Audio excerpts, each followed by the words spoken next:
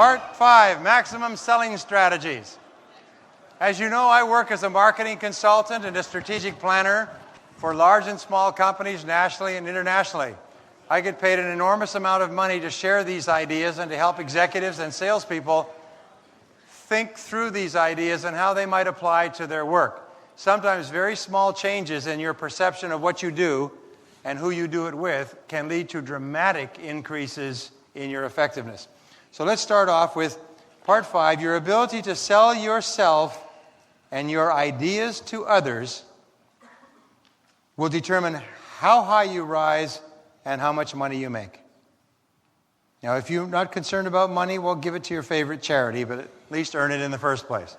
As Abraham Lincoln said, the very best way to help the poor is not to become one of them. And the point is this, is that we are all in the business of selling, as I pointed out. We're all in the business of persuading, communicating, influencing. And I used to think, because I was told as a young man, dangerous belief, if you're a big talker, gift of the gab, you can be successful in selling. Well, as it is, there are an enormous number of people who are great talkers who are not successful in selling, because it's all just blah, blah, blah, blah, blah. Then we find, surprise, surprise, psychographically, 75% of the highest paid salespeople are officially classified as introverts. They are not aggressive, outgoing, outspoken, fast-talking people. They're low-key, they're friendly, they ask good questions, they focus in on the customer's situation and then show the customer how his or her life could be improved in a cost-effective way, and they outsell the fast talkers 3-1. So don't ever think that because you are not a fast talker or a loud talker or an extroverted person, that for any reason you're held back in being successful in persuasion and communication and negotiating. Very, very interesting. I could tell you all kinds of research on it, but just accept that it's true, is that you can become absolutely excellent at selling yourself and your ideas without changing your personality at all. Now, I said I would give you parts of my philosophy as we went through the days. And here's another part. I gave you my part a little bit earlier, is that no one is better than you and that you are thoroughly good. And the acceptance of that is very, very important. The second thing that I will tell you is that you do not have to be different from who you are. You just have to be all of who you are. You have to be more of who you are. But you don't have to be someone other than who you are. You are unique in all the world. There has never been someone just like you.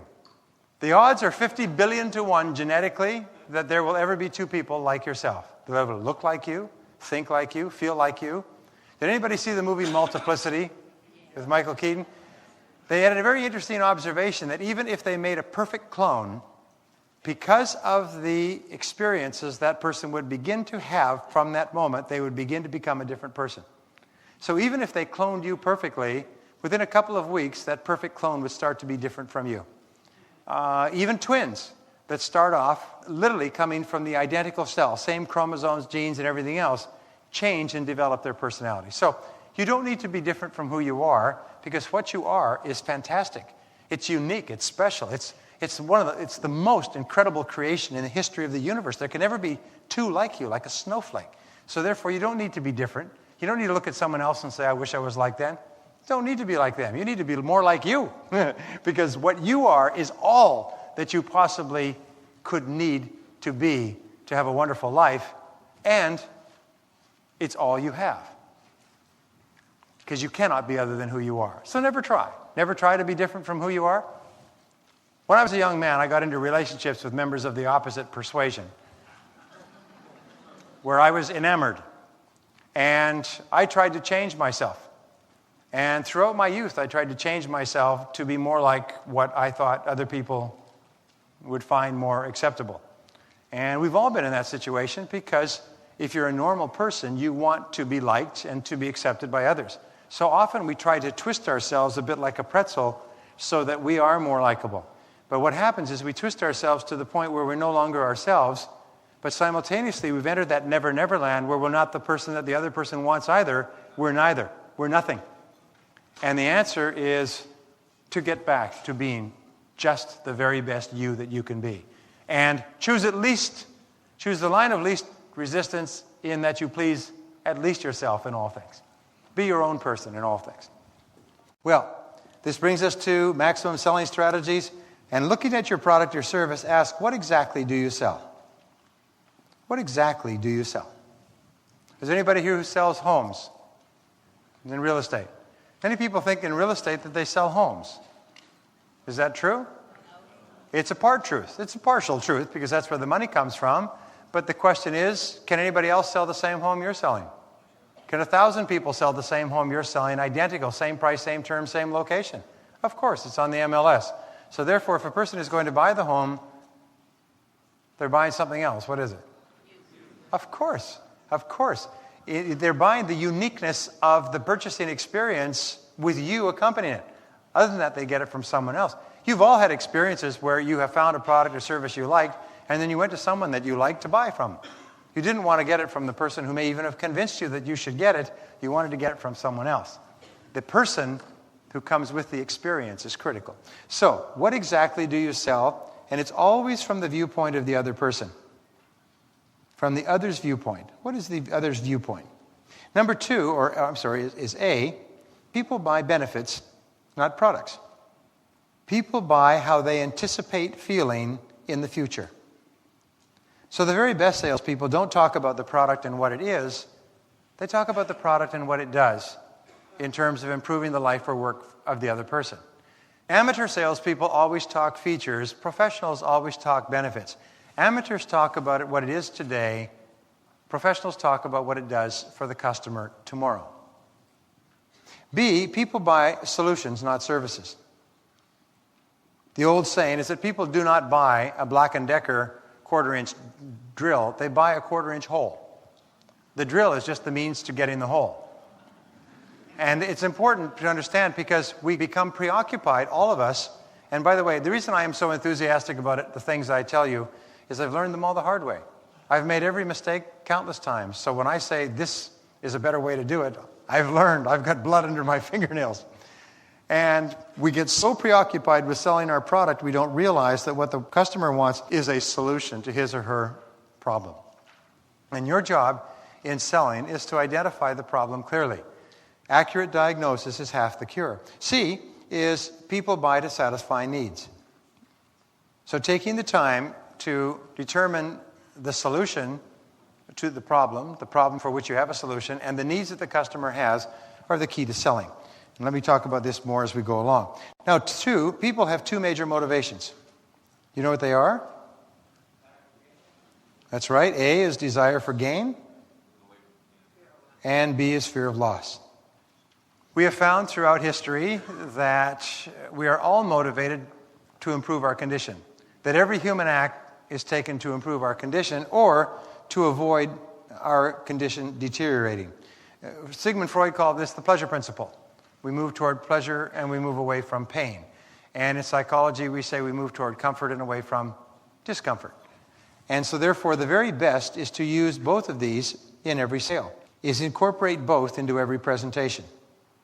Show how the person can be better off with your product or service, or simultaneously show how they might be worse off if they don't have your product or service now. If you can show them both, and when I do selling consulting, I say, let's write down all the reasons why a person would benefit, and let's write down all the losses or detriments that a person would experience if they didn't buy this product from you at this time. And think about it, and you may find that there's just one factor that is a critical factor. Maybe they're going to buy it anyway, but the cost will be higher. Maybe they're going to buy it anyway, but the choice will be smaller. Maybe they're going to buy it anyway, but if they don't do it now, it'll take much longer and cause much more trouble later. You can sometimes find a critical loss that will cause a person to act now. Number 3 is there are 3 parts of selling, which we've talked about before.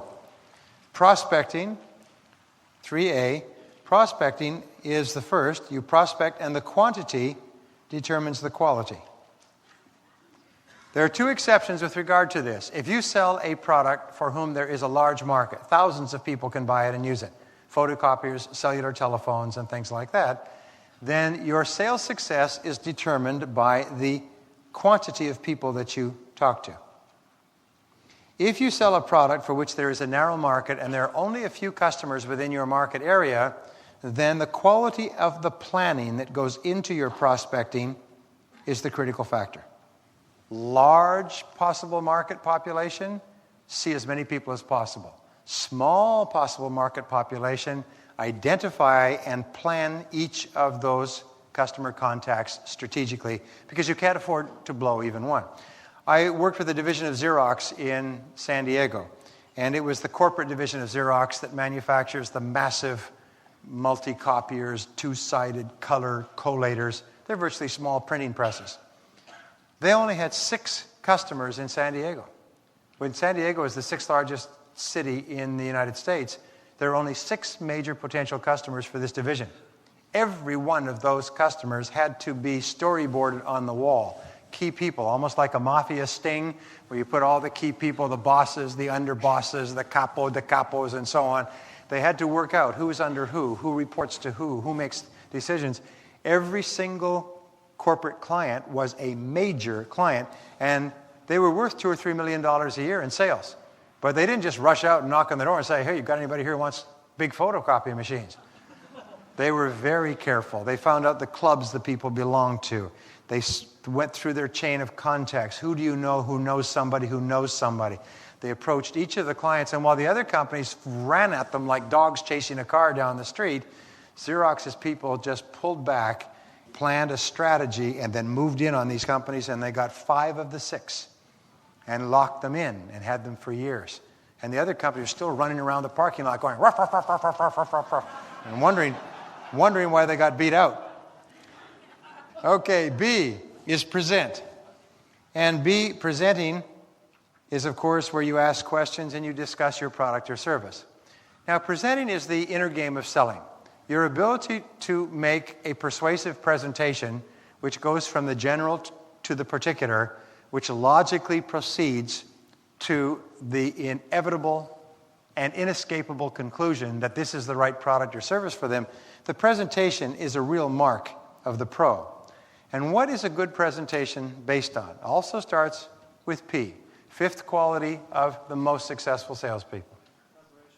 Preparation, sir, you're right. Preparation is the mark of a good presentation. Not a canned presentation, but a presentation that is very carefully thought out and written out and laid out for this particular customer based on what they've told you. One of the things that we found, and this may be applicable to you or not, is what is called the 2-call sell. The first call is solely to position yourself as a consultant and to ask good questions and to get a very good understanding of the client's situation and to build rapport with the client so they know you and like you and trust you. Then you say, I think I have enough information. I would like to get back to you at a later time and go over some recommendations with you, if that would be all right with you, because I think we can help you in a cost-effective way. 99 times out of 100, they'll say, sure. Then you set up a second meeting, and in the second meeting, you have now prepared your presentation. Based on what the customer has told you, you repeat it and reiterate it and walk through it logically to the inescapable conclusion that what you have is exactly what they need to take the next step in their life and career. But the preparation is critical. It's so flattering to be with a sales professional who's obviously prepared, and it's so frustrating to be with a salesperson who is winging it and pulling out price lists and brochures as the presentation goes on. So the presentation is critical, and C is the follow-up. Now, the follow-up is important. Remember, it's 20% of the process because the average sale is closed on the 5th call. 50% of customers are only seen once. Almost all initial sales conversations end without even a request for a subsequent meeting. They say, well, what do you think so far? Well, I think I'd like to think it over. Okay. Well, you think it over, and we'll get back together sometime. Okay, well, you think it over, and I'll think it over, and we'll think it over, and I'll call you, and we'll call each other, and we'll keep in touch. Great. What do you think about it? Great. Boy, have I got a lot of hot prospects on the hook. No, you don't. You don't have anything. As a matter of fact, if you called that person back today, they will have forgotten you ever lived. But follow-up is very important, and there's 2 questions that you can ask, and they're not in here, but I will give them to you. One question, if it's clear that you cannot make a sale at the end of this call, but it's also clear that you are singing off the same page of the hymn book that there is a very good reason for you to proceed in this relationship. What you have, what they have, and so on. A very good question is, I think we've made a lot of progress here. How would you like to proceed now?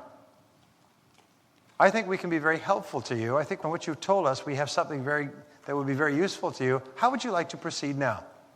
Very simple question that will probably generate a very telling response.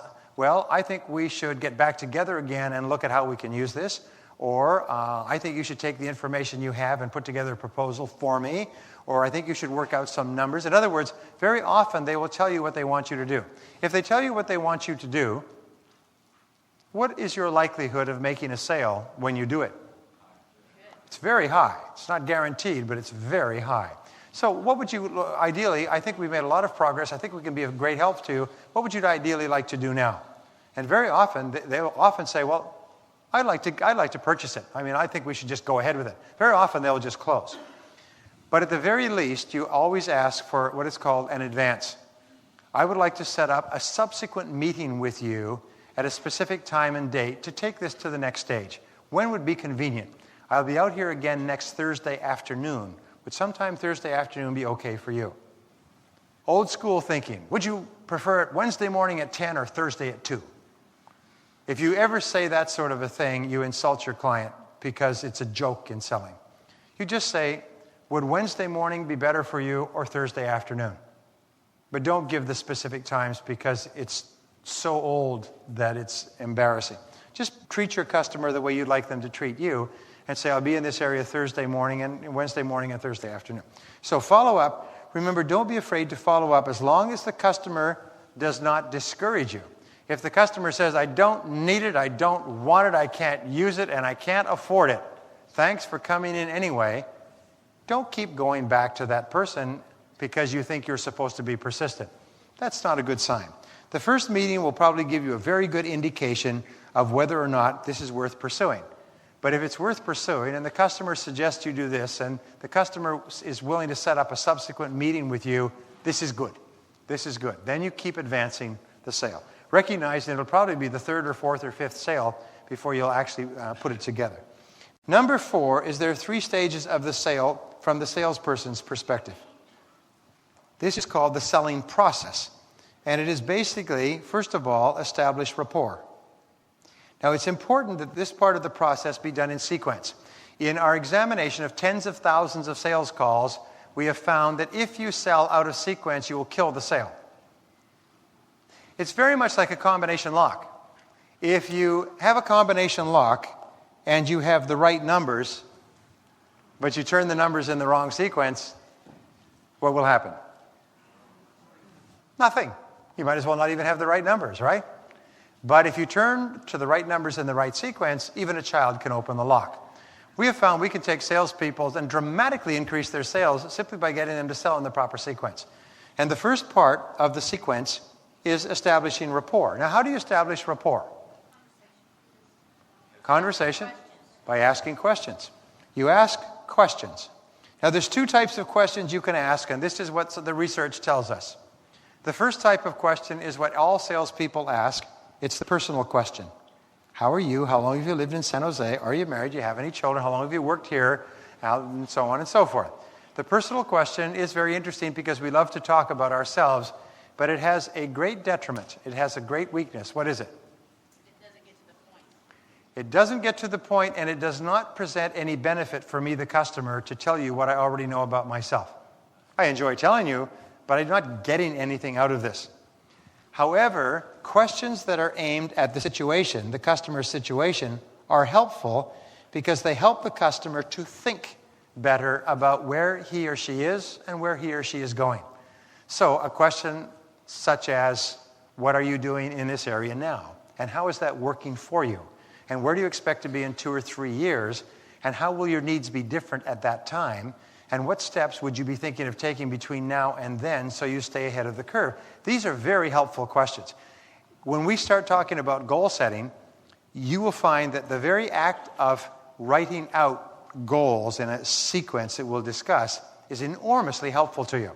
It's enormously enriching, as a matter of fact, to be able to be helped to think through who you are and where you're going. And that's what you want to do with customers, is you want to help them clarify their situation. Once you've established rapport, there's a nice natural time where the sales conversation just shifts neatly into a higher gear, and the customer will often say, well, what you got? Or, well, why don't you tell me a little bit about what you have? Or, in other words, it'll shift naturally into the next phase. You don't have to jump into it. And that is identifying the problem. And identifying the problem is also done with questions. And the whole purpose of the questions is to find what is called the gap. You in selling are in the business of gap analysis. What is gap analysis? You are looking for a gap between where the customer is today and where they could be with your product or service. If there's no gap, there's no sale. If the customer is perfectly complacent and perfectly satisfied, or your product or service offers only a tiny improvement over their existing situation, there's no possibility there. When you speak to a customer for the first time, by the way, the problem is one of three kinds. It is clear, it is unclear, or it's non-existent. That's why you position yourself as a consultant. Because when you speak to a person for the first time, you're a nice, intelligent, personable person. When you speak to them for the first time, they may look like a prospect, but they may not be at all. So therefore, you don't approach them as if they're a customer. You just simply ask them questions to determine whether or not there is a problem that they're clear about, or maybe there's a problem that they're unclear about, or maybe they don't have a problem at all. And if you're honest, every so often, when you finish talking to a customer, you will say, based on what you've told me, there's really nothing I can do to help you at this time. You seem to be well positioned. You seem to be in good shape. You have the right products, services, equipment that you need. And I wouldn't lie to you and tell you that you need something more than you have. I think you're very well positioned. In the future, you may need something more or better, and I would like the opportunity to keep in touch with you, over the coming months, and just make sure that you remain as satisfied as you are. You don't have any massive changes in your needs. Telling a customer that you can't help them is a powerful way to get referrals. Because then you can say, and by the way, do you know anyone else, based on what we just talked about, who might be able to use what I sell? And often the customer will say, well, as a matter of fact, I can't, but I know someone else who was where I was 6 months ago and might be a great prospect. And sometimes you will find that your best customers will come from people who never buy at all, because you treat them so well, they want you to treat their friends as well. So don't be afraid to ask. It's called the golden chain. And the third part is to present the solution. And you present the solution by basically, we say, show, tell, and ask questions. This is the presentation part. You show, tell, and ask questions. So if you take this little process here, where should the price enter into the conversation? Where should it become an issue? And the answer is here. Somebody said it at the end. This is where the price comes in. Why is that? This question, by the way, is critical to your success. It's a major reason why salespeople fail. Why? Tanya, you're absolutely right. If they don't want it, if they have not been brought to a critical mass of understanding, so they say, I want that, I like that, that's good, makes a lot of sense, then the price is irrelevant. However, if you do bring the price in too early, like they'll often say at the beginning, how much is it? You must avoid the price if you can. Now, if your price is written and it's clear and so on, then they're not going to ask how much it is, because the price is written all over everything. But if the price is variable, if you sell a product or service that may have more or less in it, it may cost different things, put off the price. One of the best ways of dealing with price is just to say, I don't know. How much is it? I don't know. What do you mean you don't know? Don't know. I don't know. Well, Mr. Prospect, quite honestly, I'm not even here to sell you anything. I see myself more as a consultant, and until I ask you a couple of questions, I have no idea whether or not this would even be helpful to you. But if I could ask you a couple of questions, I could give you an answer that's accurate to within $1 or $2. For example, I would need to know. And you start into a questioning sequence. Why is it that the best salespeople, like the best trial lawyers, seem to ask such excellent questions so beautifully sequenced? How is it that they just seem to come out with such excellent questions? Preparation. preparation. You know, I could take a line of Shakespeare, out, brief candle, life's but a passing shadow, a player that frets and struts its hour upon the stage and then is heard no more. Just a tale full of sound and fury, whatever. The tale told by an idiot full of sound and fury signifying nothing. In other words, if you know the words, you don't even have to be a brilliant actor to recite them properly. The reason why top salespeople are top salespeople is because they prepare their questions thoroughly in advance. They think them through thoroughly in advance. And when the time is right, they take the question like an arrow from a quiver and they put it into their bow and they fire it. And it's the perfect question at that time. And the questions are sequenced. Poor salespeople, on the other hand, think, what am I going to say now? They say, I can hardly wait to hear what I have to say. Every sales talk is a new experience for them. It's an adventure in words. But the professionals know where they are. If you ever want to watch one of the good old detective stories, like A Few Good Men. Was it A Few Good Men that with Jack Nicholson? Was that the name of the movie? Now that was some brilliant courtroom scenes because they set the stage and they asked sequential questions in such a way that they were a series of hammer blows. And it made it very, very dramatic. Well, a good lawyer never asks a question that they have not carefully prepared and does not know the answer to. And they ask them in sequence, so there's a logical developmental sequence. So, what you do is you just say, I don't know. And if you don't know, you don't know. And wait, if they say, well, how much is this going to cost? And what will this set me back? And what's the approximate price range? Just put it off, as I'll talk to you in a minute. Just say, well, I'll get back to that in a minute. I'll show you exactly. I'll work that out for you exactly in a minute. I'm going to come to that in just a second. But remember, side skirt the price, because price out of place kills the sale. Price out of place kills the sale. If price emerges into the conversation before you have gone far enough along where you have established rapport and you have identified the problem clearly and you have presented the solution, it'll kill the sale. And it's very hard to go back from there. The customer will start to become preoccupied with the price and it will fall apart. Now, number 5 is there are 3 stages of the sale from the customer's perspective. Now we know what you do. Where's the customer coming from? Well, here's what we know. A is recognition of needs is the starting point. Now, Neil Rackham's done some wonderful work on this, interviewing thousands of customers. And what we find is until the customer recognizes that I need what you're selling, the conversation is of no interest to me at all. I sell pills. The pills come in this bottle. It's a beautiful bottle, and they're lovely pills. They're manufactured by one of the finest pharmaceutical companies in the world. I have great pills for you. So what? Did you know that, according to your recent medical study, you have an incurable illness and you're going to die within 3 days unless you take one of these pills per hour? For the next 3 days, it'll save your life. Wow! Now I recognize I have a need. I am interested in what you're talking about. So it's very important when you speak to a customer, again, the need may exist and be clear. The need may exist and be unclear. The need may be non-existent. So in your first consulting approach, you're trying to determine which of these 3 is true for this customer. And don't be afraid to tell them. By the way, the very best sales are when you are upfront with them. You say, Mr. Prospect, in this first conversation, there's always one of 3 cases. You may have a need for what we sell, and you may not. And you may have a need, and you may not even recognize it yet. And if I could ask you a couple of questions, we could find out which one of these 3 categories you fit into. Okay. And if you do have a need for it, this could be just tremendous for you, as it has been for many of our other clients. So, recognition of needs is what starts the game. Until the customer has an awareness that I need what you're selling, which means that you have uncovered a problem or a gap that he or she has for which your product is the solution, you're not selling. B is the evolution or the evaluation of options.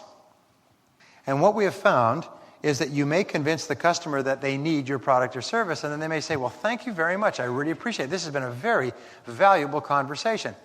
Leave me the information and I'll get back to you. And what you did is you just set up the volleyball for someone else to spike it. Why do customers evaluate a range of options once they've decided they need a product or service? So they can buy it from who they like. They can buy it from who they like, but also to reduce risk. You see, the greater the number of products that we look at, the more likely it is we'll make a better decision. You all know you're not supposed to buy the first one you see or the first time you go out. And good shoppers are very careful about looking at a variety of options. You may end up buying the first one you spoke to, but not until you have seen what else is available. So we evaluate options by developing one buying criteria. Now, buying criteria are the basis on which you're going to make the decision. If you're looking for homes, one of your buying criteria could be it has a separate bedroom for every member of the family. That's the minimum. A person says, we have this 2-bedroom home and you have 2 members of your family, so you need 3 bedrooms minimum. We have a 2-bedroom home. It's absolutely beautiful. I'm sorry, I'm not interested. It's not even up for consideration. My minimum buying criterion is it must have 3 bedrooms. So therefore, the best sales are when you make a list of these are the things that are what we call musts.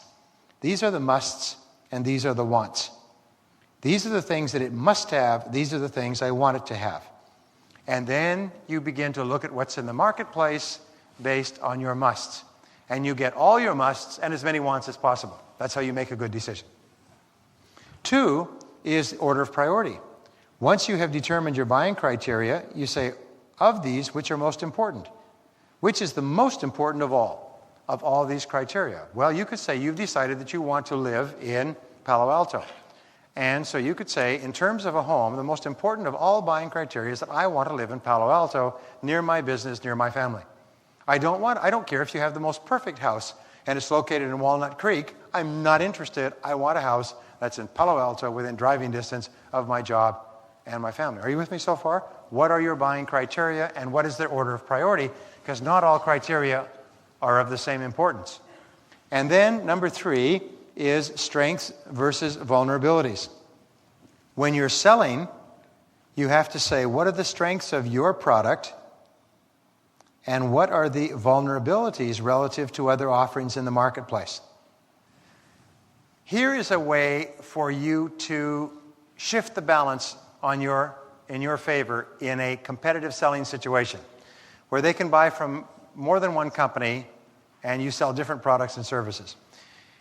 When you finish your presentation, recognize that most people are going to evaluate other options. They're going to see what else is available. They're going to have someone else phone around and find out if we can get a better deal, a different deal, something else.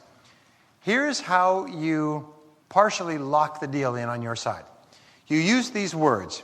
You say, Mr. Prospect, I know you're going to look around and you want to get the very best deal and the best terms and the best price and everything else. Good. Don't argue with them or fight with them, because it's very professional to encourage them. If they're going to do it anyway, make a virtue of necessity. Okay? More than encourage them if they're going to do it. It's like people are always saying I know people are going to make up their own minds. So when people come to me and say, what should I do? I say, well, you're going to make up your own mind. So you make up your own mind, and whatever it is, I'll go along with it. You know they're going to do it anyway. So you make a virtue of necessity, and they think you're a very wise person. So here are the words you use. You say, Mr. Prospect, by all means, look around. But whatever decision you make, your most important consideration should be whatever your greatest strength is. Let us say your office is across the street. Mr. Prospect, go ahead and make a decision, and we'll look around. But whatever decision you finally make, remember, your most important consideration should be how close your supplier is to your office. Because that's your area of strength that nobody else has. And that's how you can offset a vulnerability. Mr. Prospect, say yours is more expensive than your competitors. Okay? So you say, Mr. Prospect, your most important consideration should not be price, because price comes and goes, and a few dollars one way or another doesn't matter. The most important consideration should be how comfortable you feel dealing with the company, or how long they've been in business, or what size of market share they have, or what range of services they offer to support. Wherever you're strong, you always say your most important consideration should be this. Then forever after, when they speak to your competitors, they hold your competitors up to a standard where they can't win, because you have already staked out the high ground by telling them this must be their most important consideration. It's not to say that they will accept what you've said, but it is a very strong thing to do to position yourself well in the comparisons. Number C is resolution of concerns. This is the third part of buying. Once they have decided they needed it, and looked at everything available, and determined how they're going to judge what's available, and selected the one or two, then they have concerns. They're not quite sure yet. And the critical factor in resolving concerns is risk. What if I make a mistake? What's the number one reason people hesitate to buy high tech? Fear of obsolescence. Fear of obsolescence. They're afraid that it will be out of date by the time they get it up and working, and they're right. The flip side of obsolescence is very simple, is that if you buy something that's relatively new, you're going to get your money's worth out of it before it is completely obsoleted anyway. You're going to get 2 to 3 years of running time, and by which time you'll have more than paid it back. So people who hold off buying because they're afraid of obsolescence are not quite accurate. So risk is the critical factor. The critical factor that holds people back from buying is risk. What if I find it cheaper somewhere else? What if it doesn't work? What if you don't service it? What if you don't support it? What if I find something that's better? What if I get criticized for getting it? And so on. So your job is to find out where they perceive there to be a risk and do everything possible to allay it. Number 2 is your job is to be perceived as the low-risk provider, not the low-price provider. And this is important. If they say, well, yours is more expensive than your competitor that we're looking at, you say, yes, Mr. Prospect, you can always get it cheaper if you're willing to take that kind of a risk. You see, there is a thing in economics, and I've studied economics, as I told you, for years, called psychic value. Do you know what psychic value is? Psychic value is the psychological value of one product as compared to another. And low risk is a psychic value for which people will pay a lot. So don't be afraid. Don't be afraid to point out that yours may be a bit more expensive, but it's a much more secure purchase. When IBM had 80% of the world computer market, they had an ad running continuously in the purchasing managers' magazines and journals, because it was the purchasing managers who made the final decisions for the computers within the companies.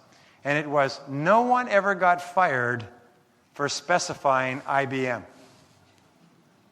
That was a very powerful advertisement, because these people were second-level employees, and they were very concerned about not buying something for the company that caused the wrath of the company to come down on their heads because they made a mistake. They know that if you bought something cheap and it broke down, oh, it would be terrible.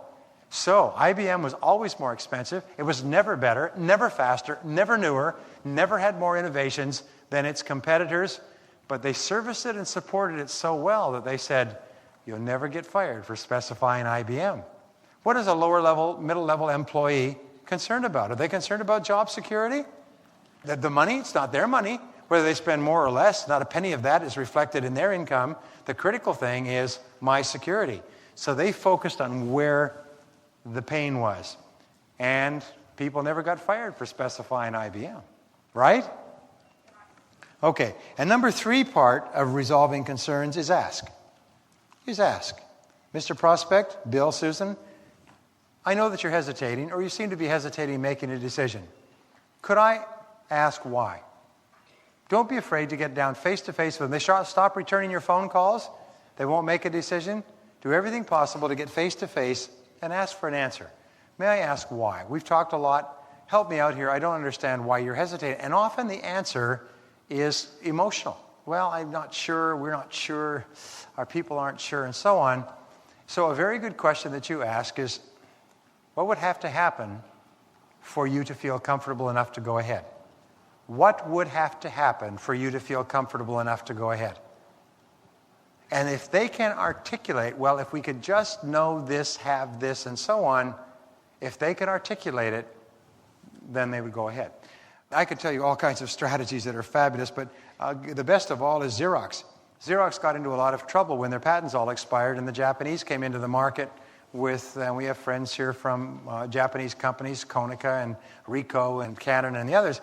Well, when the Japanese came in with better copiers, faster, cheaper, worked better, and their patents were expired, they just creamed the market. Xerox almost keeled over like a ship flipping in strong seas. And it took them years to recover, but they finally came back with this one solution. They found that the pretty critical concern of a copier buyer is what? Hassle. The damn thing breaks down and you can't get it fixed. It makes people furious. Isn't that true? That's all you hear about all the time. So what Paul Allaire of Xerox said, is I'll tell you what, we'll put the machine in and we will either repair it or replace it, and we'll continue doing that until you're totally satisfied without limit. And then he turned back to the manufacturer and he said, you better produce a machine that we can make this guarantee with. And within 2 or 3 years, they were winning awards for service excellence from the photocopier industry. Terrible for competitors, but they were really clear. We'll take the hassle out of it. We'll take the risk out of it. We will lower the perception of risk. Okay, number 6, direct relationship between questioning skills and sales success. There's a direct relationship between questioning skills and sales success. The better questions you ask, the more successful you will be in selling.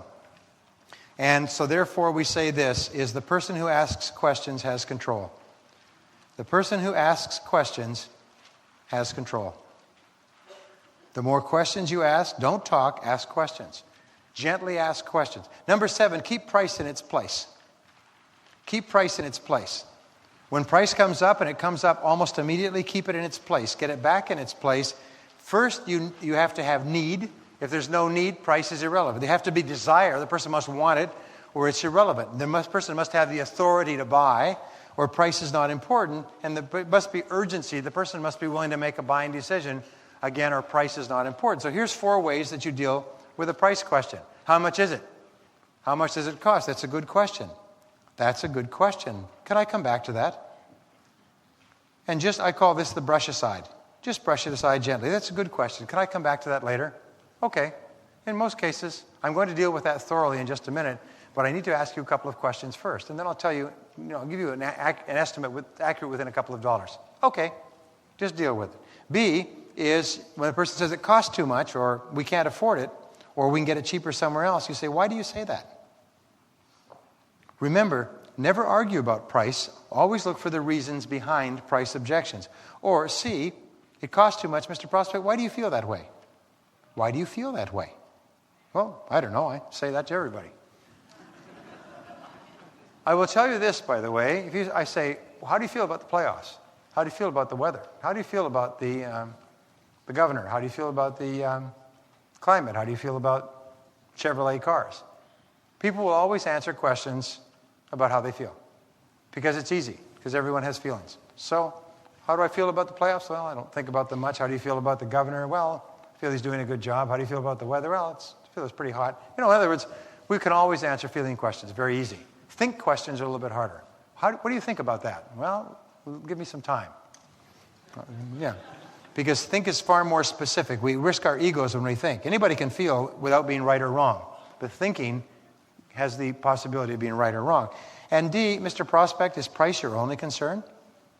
It costs too much? Is price your only concern? The answer you want is no. You want them to say, no, it's not my only concern. It's one of several concerns. Mr. Prospect, is price more important than service, delivery, backup, support, reputation, guarantee, warranty, and everything, and terms? No, those are all important. Oh, good. So price is a major concern, but it's not your only concern. If anybody says to you, by the way, that price is my only concern, I don't care about anything else, all I want is the cheapest, that's it, bottom line. Well, this is not a good customer for you. Your job is not to get into a mud wrestle with people who only care about price. Because people who only care about price get exactly what they deserve.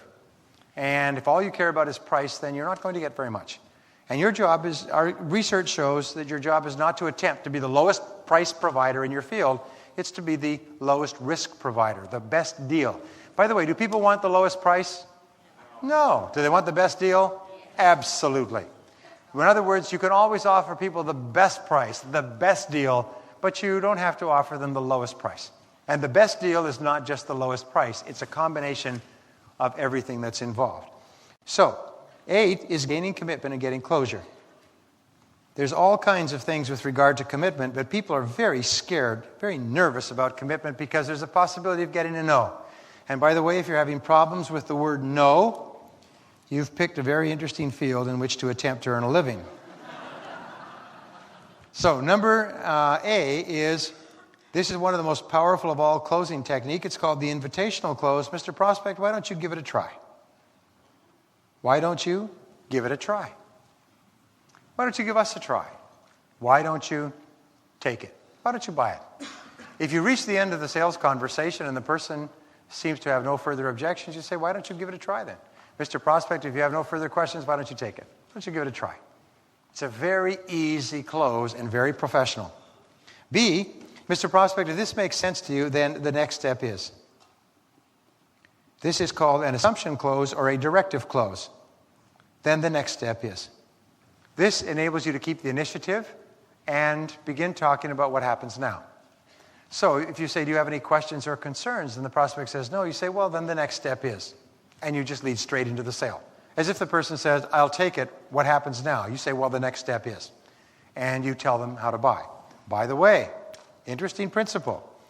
Many customers don't know how to buy your product or service. They haven't bought it before. They don't know how to buy it. And if you don't become aware of that, you can lose the sale. Because the customer will say, let me think about it, because they don't want to admit that they don't know how to buy it. So a very good question, if you even suspect it, is, Mr. Prospect, Mrs. Prospect, have you ever bought one of these before? Have you ever purchased a home before? Have you ever purchased a new photocopier before? Have you ever purchased a cellular telephone before? Have you ever purchased a life insurance policy before? Always ask if they've ever done it before. And sometimes they'll say, well, no, I've never purchased one of these before. Well, you leave it to me, and I'll take care of all the details. Those are the most beautiful words a customer can hear. I'll take care of all the details. I'll take care of all the details. If they like you and they trust you, and you promise to take care of all the details, sometimes that's all she wrote. Okay, I'll take it. If you'll take care of the details, that's fine. It's just quite amazing. Don't worry about it. This is as simple as purchasing a stereo set. It's as simple as arranging for a vacation, draw a parallel. But I'll take care of all the details. Okay, that's fine. Well, okay. So, and the next step is, I'll need a check from you for this. We'll take this back. We'll get it set up. We'll have it out to you in the next couple of days. In other words, just a very gentle close. See, on a scale of 1 to 10, Mr. Prospect, where are we? When the prospect is hesitating, you say, Mr. Prospect, on a scale of 1 to 10, where are we? With 1 being you have no interest in it at all, and 10 being you want to take it this very instant. Where would you feel that you are on this scale? Now, the first part of the answer is you want them to be at least above a 5. Of course, if they're at 3 or 2 or 1, not good. But if they're in the mid-range, say 5, I'm at about a 5 or 6. Then here's your follow-up question. Mr. Prospect, that's good, Mr. Prospect, what would have to happen for you to be at a 10? What would have to happen for you to be at a 10? It's a very powerful technique, and often they'll say, well, for me to be at a 10, I would have to know this, have this, see this, be assured of that. Often they will give you what is called the closing condition. And you say, if we could do that or take care of that to your satisfaction, would you be prepared to go ahead right now? Often they'll say, sure. If you could take care of that, sure. If I could speak to someone in my situation who had the same decision to make and went ahead with it and was happy, well, then I'd be okay. If we could satisfy you on that, would you be ready to go ahead right now? Yes, we would. Okay, sit here. Let me call Harry Brown, who is one of our customers in a similar situation to you, and you could talk to him directly on the phone. In other words, you may be able to wrap up a very major sale. I've closed sometimes multi-million-dollar sales with some of these very simple ways of asking. In board meetings where the sale was hanging in the balance and they didn't want to close. And I've been able to close the sale and get the check from the controller right there for $3.6 or $3.7 million. I mean, this stuff works. Boy, did I ever go to the bank in a hurry. And the second is, what would it take to satisfy you on that? What would it take to satisfy you on that? What would have to happen? Number nine, your best sources of referrals are your satisfied customers. Your job, by the way, is to create what is called a golden chain. A golden chain is a chain of referrals where one referral leads to another, leads to another, leads to another. You all know the protocol with referrals, don't you? Well, I'll give it to you quickly. First of all, when you ask for a referral, ask for 2 or 3. Mr. Prospect or Mr. Non-Prospect. Would you know of 2 or 3 other people in a similar situation to yours who might be interested in what we just discussed? If they've bought, that's great. But even if they haven't bought, you ask. If you offer 2 or 3, they will come back and choose 2. Well, I know a couple of people who may be interested. If they like you, they'll want to help you. Would you happen to have their telephone numbers handy? Well, a person will almost invariably recommend people whose telephone numbers they have at hand. And then you take them and write their name and number down. And then the third thing you do is, Mr. Prospect, which of these two do you feel I should call on first? They'll pick one of the two and they say, would you phone him and tell him I'm coming? Now that's a 4-step process. That sounds complicated. It can double your income. I worked with a woman, by the way, in Washington, D.C., young woman, 26, 27. She was working with, I'm not sure, an office equipment or office supplies or advertising. But she took this little simple formula that I just gave you. And the next time I was there in Washington doing a seminar, she came and she said, I came to your last seminar and did what you said. She said, I started aggressively asking for referrals and then following them up, tracking them. And she said, I made from one customer who did not buy, I made 72 sales in a single year. She said, I have so much business now from referrals, I cannot handle all the business. And the more of it I get, it's the easiest sale that you can make is a referral from someone that the person knows and respects. You got 90% of the sale when you walk in the door, for reasons which we'll talk about later. But she said, it's absolutely amazing. Now, when you do get a referral from someone and you follow up on it, what do you do after you've spoken to the referee? You call back the person who referred the person to you and thank them. Send them a note, send them flowers, send them a fruit basket, send them a book. Do anything to thank them and literally over-thank them for having given you the referral. And if you know anyone else who may be interested, I would love to talk to them as well. There are some people who've done this so well that they have literally a network of business associates who stream a river of referrals to them. Lists of people. They'll get on the phone and they'll call 10 or 12 of their friends to set up appointments for them, because every time you say thank you to a person, their self-esteem goes up. They get an endorphin hit. They get a nice little feeling like a jolt, like you are their fixer. You are their dealer. Yeah, and they start to look upon their relationship with you as a very positive experience, because when they deal with you, they get positive responses, and sometimes their friends call back and say, thank you very much for sending me that person. It worked out really well. It's amazing. Here's the rule. A top salesperson is a person who can prospect endlessly but who never has to, because they have a golden chain of referrals. And the way that you do it is make the decision to develop this golden chain. Number 10 is the easiest resale you can make is to a happy customer. And the business of business is to create and keep a customer. To get resales and referrals is the mark of the superior salesperson. Is to, once you've made a sale to that customer, you sell to them over and over again. Once you've got a referral from that customer, you get more and more referrals. And you piggyback off their referrals, and you piggyback off their referrals, and you keep going like a metastasization in all directions, like a fusion reaction. Does this make sense? Quick story. Fellow was working down here in San Jose, got a job in construction. Started first day working as construction labor. They broke for lunch. They sat down. They opened up their lunch box. They'll open the lunch box. He unwraps his sandwich, and he opens up and says, geez, he says, sardine sandwiches. I hate sardine sandwiches. I hate sardine sandwiches. Makes a big thing of it. What did you get? Cheese, ham, cheese, chicken. Anybody want to trade for sardine sandwiches? Geez, I hate sardine sandwiches. Sits there and eats his lunch. Next day, they sit down all in a row, open up their lunch boxes, unwraps his sandwich, and sardine sandwiches again. Geez, sardine sandwiches. He starts complaining, walking up and down. Anybody want to trade for a sardine sandwich? What have you got there? Geez, that's better than mine. Anybody got to go back and forth? Nobody says anything. They all eat their lunch. Third day, sitting there, opens up his lunch again. Sardine sandwich. Starts off again. This time the foreman comes up and says, look, Bill, give it a break, will you? You're really disturbing the guys at lunch with all your complaints about your sardine sandwiches. If you don't like sardine sandwiches, for heaven's sakes, tell your wife to make you something different. Wife, he said, I'm not married. I make my own lunch. The rule is that we all make our own lunch, right? And we are complaining. 80% of everything we do is complaining, and we make our own lunch. We complain about our bills. Who spent the money? We complain about our waistlines. Who ate the food? We complain about our finances. Who blew it all? We complain about our credit card payments. Who's out there spending the damn stuff? I mean, we are making our own lunches and we're complaining. Okay, now, in the action commitment here, we've just talked about some key selling ideas. Open up the action commitment. What one thing are you going to do differently as a result of what we talked about in the last session? Remember, we talked about several things. We talked about defining your product in terms of what it does and how it benefits customers. We talked about determining the major ways that people gain and the major ways they lose by buying or not buying your product. We talked about the 3 parts of selling and the 3 stages of the salesperson's perspective. How do you establish rapport? The easiest way to establish rapport is to smile, shake hands, introduce yourself, and thank them for their time. This sounds so obvious, but people sometimes don't do this. Hello, my name is BrianTracy with ABC Company. Thank you very much for your time. I appreciate you taking the time to see me.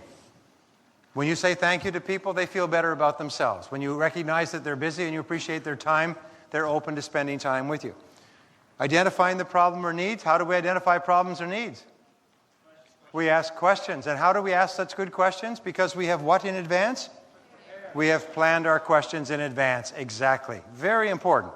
So maybe one of your action commitments is to write out a series of very good questions and memorize them.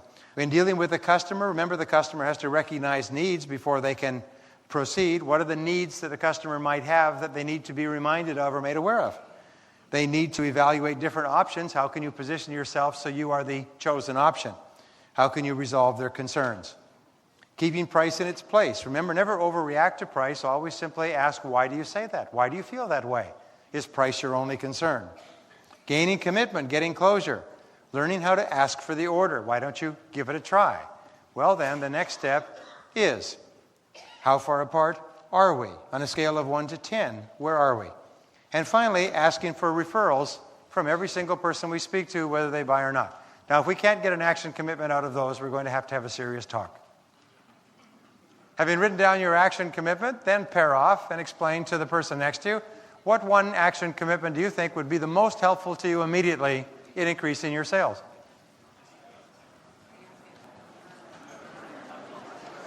That's great. Now, please understand the reason I ask you to share these ideas is for 2 or 3 purposes. It's not just to make this interactive. It is because, as Socrates said, we only learn something by dialoguing about it. And William Buckley wrote recently that we only know something to the degree to which we can explain it to another person. So by dialoguing about a conclusion you've come to, and by explaining it in words to another person so that they understand it, you are vastly more likely to actually engage in the behavior the next time you go out in the field, next Monday. So it serves a very, very important purpose of clarifying in your own mind what's important and then reinforcing it into your own subconscious mind, so you're much more likely to use it. Discussing, explaining, dialoguing about these ideas dramatically increases the likelihood that you will use them and they'll become a permanent part of your sales repertoire.